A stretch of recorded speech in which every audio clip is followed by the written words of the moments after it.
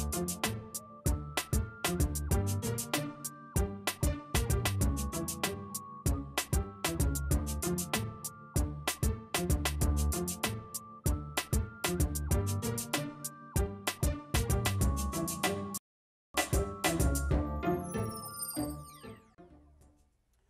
and blessings. Welcome to The Point. I'm your host, Kenjuan Garnett. Well, family, we at it again. Once in a while, I like to do something different. And today I've assembled a panel of gentlemen to weigh in on a variety of hot topics. But here's the catch. They have no idea what those topics are yet. No prep, no practice. Today's guest will be put completely on the spot. So without further ado, let's get to the point. Let's start by letting my panel introduce themselves. I'll start to my right and work my way on. Hello, my name is Antoine Tony. I'm an executive director with 5 Links Communications, and it's a pleasure to be on the show. Okay, good to have you, sir. How's it going? My name is Renard Preston, account executive for Crawford Broadcasting. Represent Power 92.3, #1 in the streets, as well as Soul 106.3, the best mix of R&B. Good to have you, sir. My name is Michi Hall. I am a joke executive for Michi Hall Jokes, and I'm a comedian, stand-up comedy teacher, and entrepreneur. All right.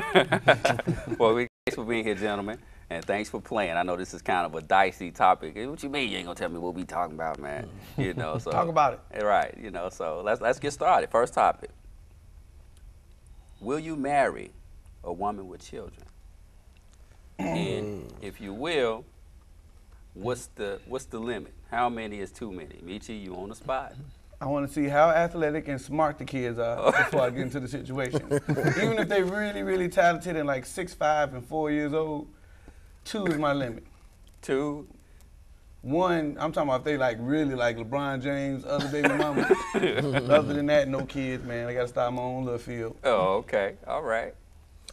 Personally, I don't want to say no. Okay. But I would rather, start off fresh, kind of like, what Michi said. But at the same time, I wouldn't want to, just X that one person out because she has a child. I mean, well, if I were to, it had to be one child, first of all. One child. One child. Okay. But well trained. Well trained. Absolutely, absolutely. Potty trained is the key as well. But like I said, I mean, I wouldn't want to limit myself because I feel love has no limits. But at the same time, there's certain things that we as men look for, and I don't want to raise an entire other family, but I understand people. People come with baggage, so I don't see it as a major problem. A bad thing. How about you, Antoine? I would probably say 1, mostly because I have 2 children of my own, 2 young children. And I started. Actually, I started late. You got to be able to raise mine. You talking about you coming with yours. I like to take the limits off. I don't like stereotypes. Stereotype anyone. But where I'm at financially in my life, where I'm at, as far as my goals and things like that, I think my time is limited for raising children, and they have to be disciplined, like you said. Shooting free throws already. Like, you know what I'm saying? Right, say it too. Yeah. All right, let me just throw this out there. First, let me ask, with the exception of Antoine, because he said he has 2 children, are you 2 gentlemen fathers? No, not right now. No. And No. not that you know of. I have kids. I'm very serious about a family, and each woman I date seriously, they understand that and respect it because it's something that I constantly bring up. Okay. So I haven't been disrespected, or I haven't disrespected anybody else. Okay. Put it like that. And it's an interesting topic. I grew up. How many of you guys were raised in a single parent household? Single mom? Just you? Well, it depends. My household was. I don't even want to start. Yeah, I could raise my hand for everything. Okay. Yeah. All right. And I was too. And the interesting thing was I'm the only boy and I'm the oldest of 3. I have 2 younger sisters. And it was difficult because my mother did eventually marry. And I will say this for the record, any man that takes on that undertaking, that's a tremendous responsibility. It is. That's a very honorable and noble thing to accept children and raise them, truly raise them as your own,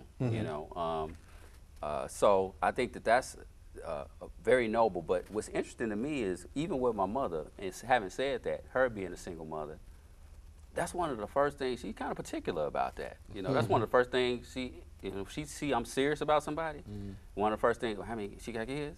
How many? Right. You know what I mean? Right. And she'll be the first one to kind of, I don't know about that. Right. Even though that was her circumstance, so that was always interesting to me.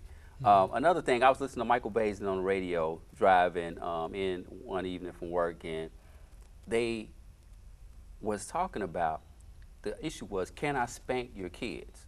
Right. And for you guys, that you know, even with the one kid, I think it's kind of bogus when women do that. It's kind of like, when he needs shoes, he's your son. When he need a whooping, he's my son. You know, don't touch my kids. What you think about that?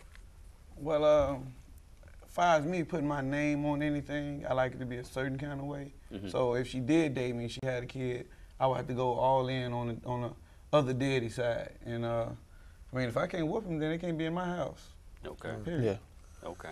I definitely agree. I think if a man or a woman is willing to take on that responsibility to, you know, co-raise a child, you know, there are no restrictions, because ultimately, you know, you are that child's parent. You know, it can't be. You know, that's a gray area that I think should be clear. You know, at the beginning, because it should be no restrictions. If I can, you know, pay for the roof over that individual's head, if I can put food in their mouth, if I can take them to school, do all the things that a parent, you know, should do, then I feel like, you know, you should have that right to discipline them accordingly. Absolutely. You know. If need be. Exactly. Now, of course, we're talking about this, and we're not talking about anybody being abused. You know, you're not busting them upside the head with a Hennessy bottle. We're talking about regular, you know, discipline, which children do need. Yes. And if you all together and you're the head of the household, and then that kind of undermines you as a man. Exactly. Yes. Because, you know, you have to establish that, okay, look, I said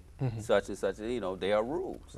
And you have to be the guy at the parent-teacher conference, and you the one looked at when they like, you know, you raising a little hood rat, and she tearing the class up. Now you got to sit there as the man of her life, like, I tried to stop it. Right. But her mama said I can't. Mama said I couldn't. I don't know why she got Daisy Duke on me. Right. That happens even when you're raising your own children, especially if you have joint custody or your children don't live with you. Because I find that problem with my own children as well, in that type of situation. So, and I've had situations where I've dated women with children, and that topic has come up. So I understand exactly where the guys come from, and I agree 100%. Okay. Yeah. All right. Topic number 2. When righteousness and blessings meets Rolls Royce and bling bling, preachers or any religious figureheads and an excessive income, conflict of interest. Bernard, you on the spot. No, church is like any other business. It is a business. You know, ultimately, you know, you have to pay your maintenance. You have to pay your mortgage on the church. You know, you have to pay your light bill, gas bill, whatever have you. You have to generate some type of revenue. It's even nonprofit organizations, you know, they generate revenue ultimately. You know, so as far as, you know, these mega churches, you know, these preachers, you know, Eddie Long down in Atlanta, you know, he has a Bentley or what have you. You know, to me, if you like nice things and you can afford them, then why not? You know, I think the conflict comes when you're misappropriating, you know, these funds, or you're mismanaging the funds that you're, you know, that you're entrusted with. Exactly, that your board of trustees or what have you, or your congregation. If you misappropriate those funds and you're doing wrong with them, that's when, you know, I feel like that's totally wrong. You know. But, you know, if you can afford it, you know, you're not living outside of your means, then I have no problem with the materials.